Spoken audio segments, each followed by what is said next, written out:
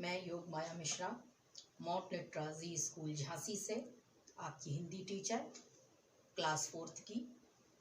आज हम लोग हिंदी व्याकरण में, हिंदी ग्रामर में पाठ 4 संज्ञा के विषय में पढ़ेंगे, उसके विषय में जानकारी प्राप्त करेंगे। बच्चों, हम लोग पिछली कक्षा में संज्ञा के बारे में कुछ न कुछ अवश्य हमें जानकारी प्राप्त हुई है, हम लोग पढ़ चुके हैं। लेकिन आज हम यहाँ पर थोड़ा सा डिटेल में और विस्तार पूर्वक जानेंगे। संज्ञा क्या होता है? किसी व्यक्ति, वस्तु, स्थान, भाव के नाम को संज्ञा कहते हैं। किसको कहते हैं? किसी व्यक्ति, वस्तु मतलब किसी वस्तु, चीज, स्थान, जगह, भाव के नाम को संज्ञा कहते हैं। संज्ञा का वास्तविक अर्थ होता है ज्ञान कराना, यानी कि किसी चीज के बारे में बताना, बोध कराना। अब जैसे दीपक पुस्तक पढ़ता है या दीपक गीता का अध्ययन करता है, तो इसमें दीपक क्या हो गया? व्यक्ति हो गया, और व्यक्ति का नाम हो गया।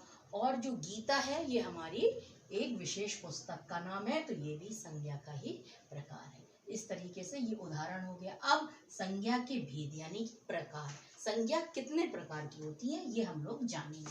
संज्ञा विशेषतः 3 प्रकार की होती है: व्यक्तिवाचक संज्ञा, जातिवाचक संज्ञा और भाववाचक संज्ञा। व्यक्तिवाचक संज्ञा क्या होती है?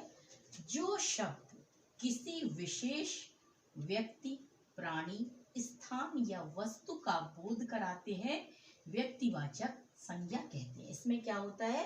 किसी स्पेशल, सामान्य से थोड़ा सा अलग हटकर अगर किसी व्यक्ति, वस्तु, स्थान या किसी चीज के बारे में जब जानकारी दी जाती है तो वो व्यक्तिवाचक संज्ञा कहलाती है। जैसे अब व्यक्ति विशेष का नाम देखिए, महात्मा गांधी, सुभाष चंद्र बोस।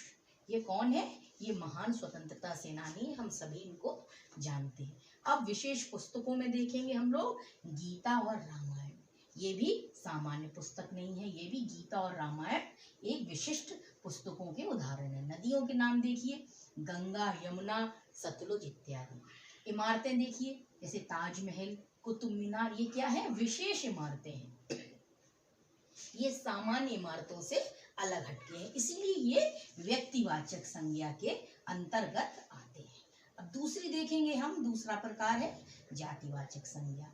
जो शब्द किसी व्यक्ति, वस्तु या स्थान की संपूर्ण जाति का बोध कराते हैं, उन्हें जातिवाचक संज्ञा कहते हैं। जैसे किसी चीज या शब्द का अगर हम उच्चारण करें और उससे उसकी संपूर्ण जाति के बारे में अगर पता लगता है तो वो जातिवाचक संज्ञा होती है। जैसे मैं कहती हूँ कि कमल का फूल बहुत सुंदर होता है, तो कमल क्या होता है? कमल अगर हमने कह दिया तो हमारे दिमाग में एक आकृति बन जाती है, किसकी?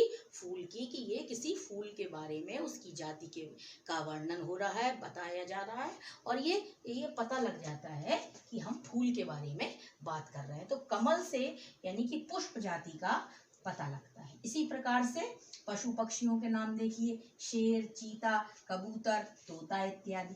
व्यवसायिक नाम देखिए, अध्यापक जो हमको पढ़ाते हैं, अध्यापक, किसान और नेता आदि। इसी तरीके से धातुओं के नाम होते हैं, पीतल, सोना, चांदी। ये क्या होती है? इन धातुओं को जब हम बारे में बात करते हैं तो हमें पता लगता है कि हम किसी मेटल के बारे में, किसी धातु विशेष के बारे में बात कर रहे हैं। ठीक है, इसके बाद देखेंगे भाववाचक संज्ञा। तीसरा है बच्चों भाववाचक संज्ञा। ये क्या होती है? देखिए, जो शब्द किसी व्यक्ति, वस्तु या स्थान के गुण दोष बताए, अवस्था का के बारे में जानकारी हमको प्राप्त कराए, या उसके मन के भावों का बोध कराता है, भाववाचक संज्ञा कहलाता है। जो शब्द किसी व्यक्ति, वस्तु, स्थान के गुण दोष, अवस्था तथा मन के भावों का बोध कराता है, भाववाचक संज्ञा कहलाता है। मन का बोध से मतलब है कि मन की स्थिति के बारे में जो बताए। जैसे कि गुण क्या होते हैं? ईमानदारी, सुंदरता, वीरता आदि। भाव क्या है? प्रसन्नता, दुख, लज्जा माने शर्म करना, शर्माना। अवस्था क्या है? बुढ़ापा, बचपन इत्यादि। तो ये सब क्या हो गया? ये भाववाचक संज्ञा के अंतर्गत आते हैं ये उदाहरण जो दिए। अब बच्चों आपको होमवर्क में जो करना है वो व्यक्तिवाचक, जातिवाचक और भाववाचक संज्ञा के 4 उदाहरण आप लोगों को लिखने हैं, जैसे वे लोग लिख सकते हैं। तो बच्चों मुझे आशा है कि आपको संज्ञा और उसके प्रकार समझ में आ गए होंगे। अब इसके पार्ट 2 में हम अपनी पुस्तक में दिए गए अभ्यास कार्य का वर्णन करेंगे, उसके बारे में जानकारी प्राप्त करेंगे। धन्यवाद।